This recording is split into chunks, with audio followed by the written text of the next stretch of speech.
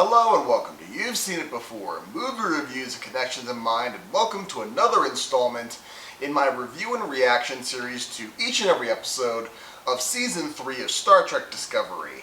If you've never seen any of my other review and reaction episodes up until this point, this is just my series where I give my brief thoughts on the latest episode of whichever series I happen to be reviewing at the time. Give an overview of the episode, what I liked about it, disliked, what I thought worked and didn't work, as well as some analysis as to certain plot developments and character arcs that may seem familiar to you and where you may have seen them before. Now, just to get this out of the way, this will be a full spoiler review of the latest episode of Star Trek Discovery. So if you've not seen this latest episode yet, I highly recommend coming back when you have, because this will be full-on spoilers from here on out. So with that being said, and without further ado, let's get into Star Trek Discovery Season 3, Episode 10, entitled Terra Firma Part 2. Continuing right where we left off from last week's episode, Philippa Georgiou is still dying after her ordeal coming from both the Mirror Universe and 900 years in the future. Her cells are deteriorating, and so after going through the mysterious doorway provided by the mysterious man Carl, she finds herself back in the Mirror Universe, but also back in time from when she left it, a few days before the insurrection that led to Mirror Georgiou originally killing Mirror Burnham. However, the last episode ended with Georgiou staying her hand and not killing Mirror Burnham. Instead, this episode picks up where Georgiou is actually torturing Mirror Burnham in order to try to get her to change, because she figures that violence and hatred are the only language that she understands. She's going to use that to try and reach this Burnham and try to change her the way that herself has been changed by being in the Prime Universe. So while she's trying to do that, they have a nice little bonding moment in the brig, or so it seems, where Georgiou opens up to Burnham, and Burnham seems to actually turn a new leaf. She actually comes to Georgiou and seems to be penitent and wants to, or repentant, and she wants to kneel, and she wants to prove herself, and Georgiou tells her to wipe out all of the conspirators in Burnham's plot to overthrow Georgiou, which she actually does, including killing Detmer right in front of Georgiou as the last of the conspirators, seeming to gain Georgiou's trust. However, when they together start to pursue a lead that will lead them to Mirror Lorca, who is still at large and fomenting insurrection, in fact trying to gain an alliance of the Klingons and Romulans to overthrow the Emperor. It turns out that that Burnham, in fact, did not repent, and she turns her phaser on Georgiou, and a few more conspirators come in, but Georgiou and her loyalists, including Captain Killy and Saru, they all fight.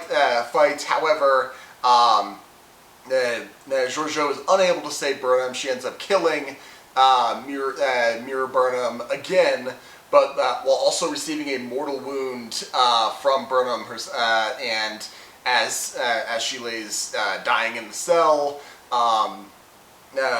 she feels like this is the end. And then it cuts back to the fact that they're back. Georgiou's actually back on the planet. She wakes up and the snow planet where they were, with Carl on the door, and from Prime Universe Burnham's perspective, Georgiou has only been unconscious for about a minute. However, according to Georgiou, she's been living in the Terran universe, the Mirror Universe, for three months, and the wrist bracelet that she had been wearing, that was monitoring her vital signs, actually recorded 3 months of biodata. And so what's going on? It turns out Carl reveals himself to be the Guardian of Forever, the stone arch that we saw in the original series episode, The City on the Edge of Forever, and it turns out that he had been hiding on this planet because when the temporal wars started, they've been referenced in previous episodes and also in Star Trek Enterprise with the temporal Cold War that once turned hot. The various sides wanted to use the Guardian of Forever as a weapon against their enemies, and so the Guardian fled. It's the planet that we know him from in the original series to this current planet, way far away from where that was, and so he's been camping out there this whole time. But the point is, the Guardian of Forever now gives Georgiou a choice. And he shows the little newspaper that says that Georgiou's fate is uncertain. He opens the doorway and he says that if Georgiou stays here, she will definitely die. However, if she goes through the doorway, he will send her back to a time where the Mirror Universe and the Prime Universe were much closer together, so she will actually survive. But she'll just never be able to come back and never be able to see Burnham ever again.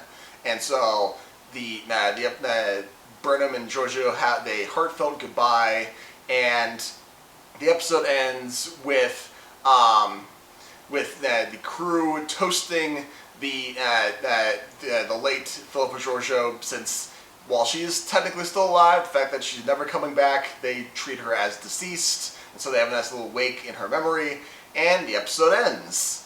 Also, there's a side plot where the engineering crew actually manages to use a subspace amplifier, a non-Starfleet issue Emerald Chain Technology subspace amplifier, to tap into the computer of the ship that is in the nebula that is the pinpointed origin point of the burn that has been sending out this distress call this whole time. And there's tapping into this data.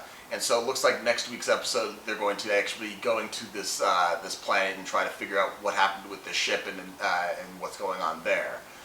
So what I liked about this episode, I mean, first of all, we'll get to the Guardian of Forever later, but the Guardian of Forever, wow, yeah, that I was of the camp that Carl was like a Q or maybe Trelane, but Guardian of Forever, really cool. That's awesome. More of that, please. Also, I really liked that because the vast majority of this episode takes place in the Mirror Universe, they changed up the opening credits where everything's upside down in blue instead of right side up in reddish orange, so to make it like the Mirror Universe thing.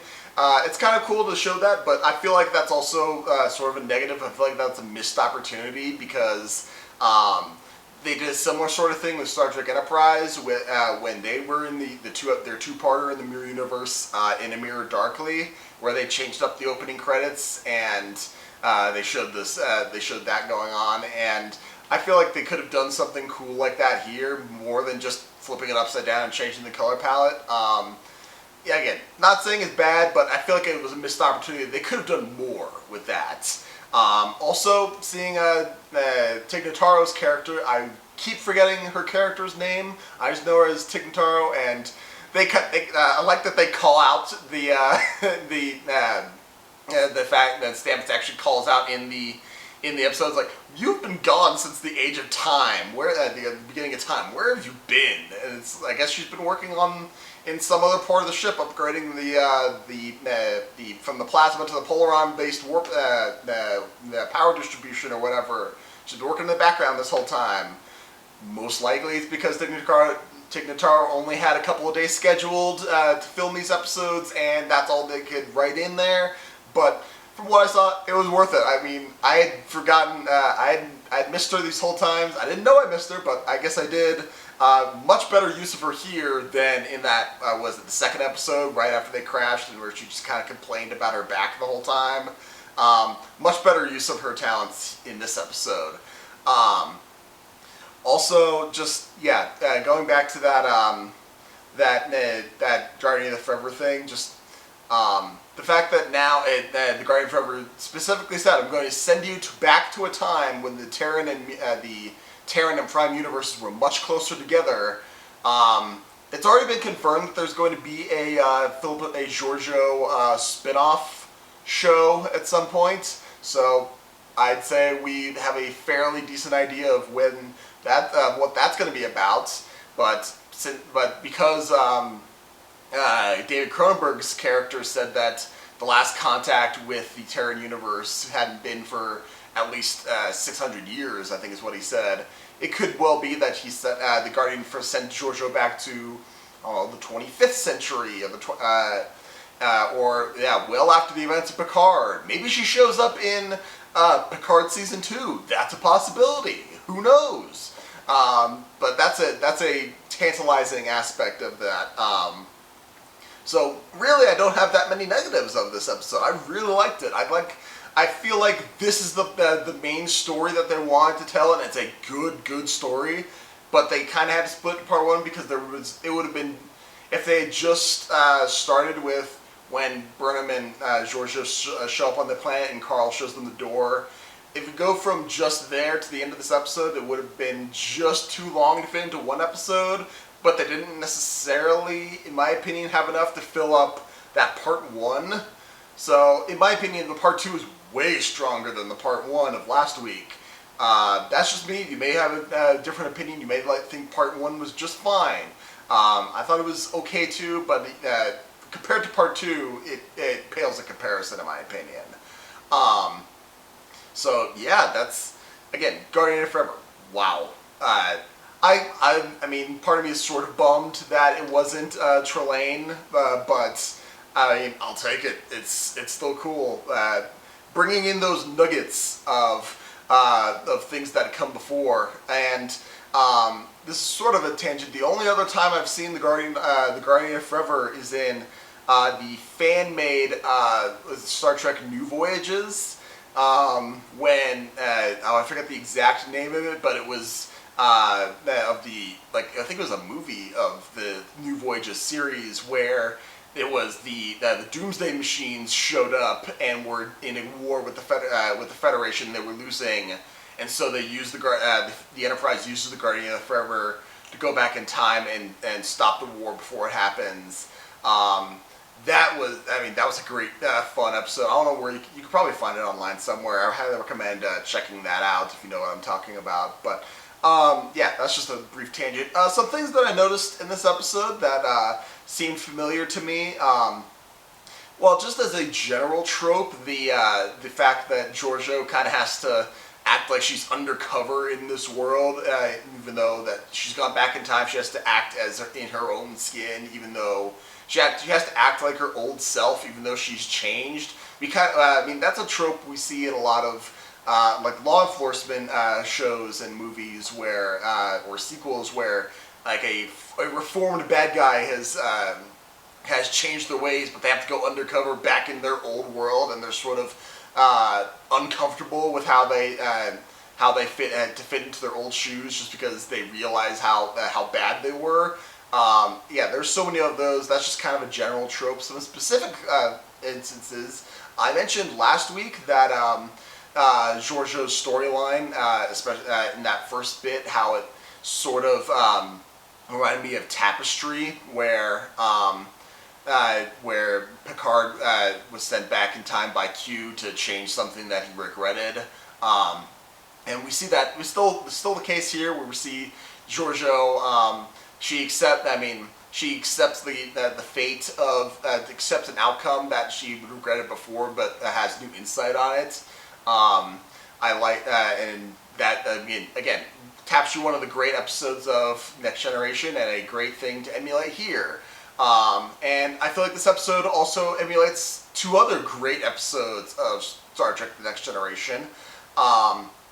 Just a brief thing with the fact that Georgiou kind of spends this whole lifetime in a moment, but actually is reminiscent of Next Generation's The Inner Light, where Picard is knocked unconscious for, I think it was like 15 minutes, but he lives an entire lifetime on another planet in his memories, has a whole family, and it's like it was the time capsule of this dead society. So there's that, and also I think there's also a parallel to be drawn with the series finale of Next Generation, All Good Things, specifically the parts of All Good Things where Picard, because he is shifting through past, present, and future, especially when Picard has to go into the past, he can't reveal things that he knows about the future, but he kind of does in veiled references, how, like, where he says that, where Chief O'Brien says, like, I don't know how to do these things, I'm not qualified, but it's like, Picard's like, trust me, you know these things, you're one of the most qualified people out there. And you see this sort of happening in this episode as well, with Georgiou confiding in Mirror Saru, where the fact that he's not going to die with the Vahare or whatever this is, and how she is Terran, but she's different. He recognizes that she's different. I feel like there's a parallel to be drawn there, and like I said, if you're gonna borrow from others' Trek, do it from the best, and this episode definitely does that. But those are my main points of comparison. What do you think of this episode? Do you like it? Do you not like it? What about my analysis? Do you agree? Disagree? Let me know in the comments down below. Thank you so much for watching. I appreciate whatever audience I can get. If you like this video or any other video on my channel, please give me a like, share, and especially subscribe. I'd very much appreciate it. As far as I know, there's the next episode, episode 11, will be dropping on December 24th, Christmas Eve. I hope to get a review and reaction to that episode that evening. And we're rapidly approaching the Christmas time here, and also I am currently scheduled to see Wonder Woman 1984 on December Christmas Day evening, and I hope to get a review of that to you that weekend. So look for that coming up. Again, thank you so much for watching. You guys are the best, but just remember, there is nothing new under the sun, and yes, you have seen it before.